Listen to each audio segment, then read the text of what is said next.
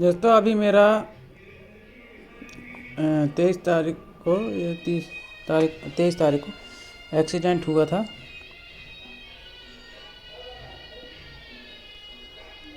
20 तारीख को एक्सीडेंट हुआ था मेरा, जिसमें मतलब गाड़ी को ठोकर मारी गई थी एक ऑटो के माध्यम से ओवरटेक करते समय। तो मैं काफ़ी बाल बाल बच गया था और मतलब गाड़ी अलग थी।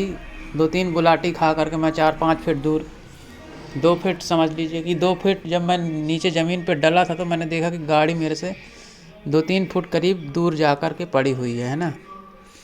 और बिलीव नहीं होता, मेरे वैसे चोट मेरे को नहीं लगी थी। पैर में कुछ मामूली चोटें, हाथ में कुछ मतलब छिला था थोड़ा सा, और पैर में पैंट मेरा फट गया था, छेद हो गया था पैंट में, और पैर में के पंजे पर ऊपरी सतह पर हल्की फुल्की चोटें आई थी ऐसे, और घुटने में चोट आई थी और पैंट फट गया था यहाँ पर। ये हल्का सा घुटने में हल्का सा छिल गया था, और इसके अलावा ये पैंट इस तरह से छेद हो गया था मेरे पैंट में, ये देखिए इस तरह से। तो दूसरे दिन जब मैंने इसको फील किया, इस नए एक्सपीरियंस को जब मैंने फील किया, तो मुझे ये गाड़ी का नंबर मैंने हाथ पे ही लिख लिया था। तुरंत उठने के बाद गाड़ी भाग गई थी, ठीक है ना। बहुत दूर से मैंने किसी तरह से गाड़ी के नंबर को ऑब्जर्व करके इस तरह से लिखा था, और इस तरह से ये पैंट में छेद हुआ था, देखिए। तो यहाँ पर मैंने अनुभव किया कि देखिए, आप ना, कोई मर जाए तो किसी को कोई फ़र्क नहीं पड़ता है ना। किसी के मरने कटने से किसी को कोई फ़र्क नहीं पड़ता है, मैंने महसूस किया है। और ख़ास तौर से यहाँ अगर किसी को फ़र्क पड़ता तो वो थे छोटे छोटे बच्चे। अगर आपके 2 बच्चे हैं या कोई भी बच्चा है आपका छोटा है, अभी ज़्यादा बड़ा नहीं, तो मेन फ़र्क उन्हीं को पड़ना है, ठीक है ना। तो फ़र्क यहाँ पर बच्चों को ही पड़ता और किसी को फ़र्क नहीं पड़ता कुछ, है ना। तो ये है कि आप अपना ध्यान रखिए बहुत अच्छी तरह से। अपना ध्यान इसलिए रखिए क्योंकि इस दुनिया में कोई किसी का नहीं है। आप मर जाएंगे, किसी को घंटा कुछ फ़र्क नहीं पड़ता है। इसलिए आप अपना पूरी तरह से ध्यान रखिए, अपने स्वास्थ्य का ध्यान रखिए। सड़क रोड पर चलते हैं यदि, तो बहुत अच्छे से सावधानी पूर्वक चलें और अपना पूरी तरह से ख्याल रखें, क्योंकि आपकी यदि कोई फिक्र करने वाला है तो वो है आप खुद, ठीक है।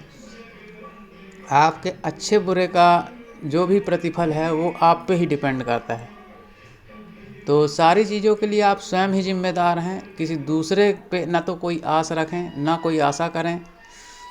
और यहाँ पर अगर मेरे को कुछ हो जाता आज, मगर अगर नहीं रहता, तो इसका पूरा फ़र्क मेरे दोनों छोटे बच्चों पर पड़ता। मेरे 2 बच्चियाँ हैं, एक 6 साल की और एक 7 साल की।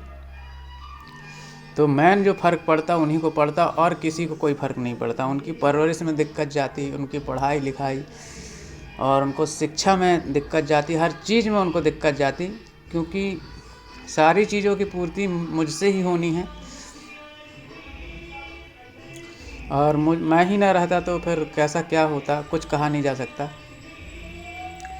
तो उन बच्चों के अलावा और किसी को भी कोई फ़र्क नहीं पड़ता है, ठीक है। तो जब मैंने ये नया एक्सपीरियंस अनुभव किया, मुझे लगा शेयर करना चाहिए, ये रियल अनुभव है। तो मुझे लगा ये शेयर करना चाहिए लोगों को, इससे बहुत कुछ सीखने को मिलेगा। तो ये चीज़ ज़रूरी है, जब इस तरह की कोई घटना होती है और हम बाल बाल बचते हैं, तो यहाँ से हमको अनुभव मिलता है, सीख मिलती है कि भाई अगर बाय द वे अगर ऐसा ना हो कि वैसा होता तो उसके बाद क्या होता, कितना लोग दुख प्रकट करते और क्या होता। तो वो चीज़ समझ में आई। अभी भी लोगों को पछतावा नहीं है किसी चीज़ पे।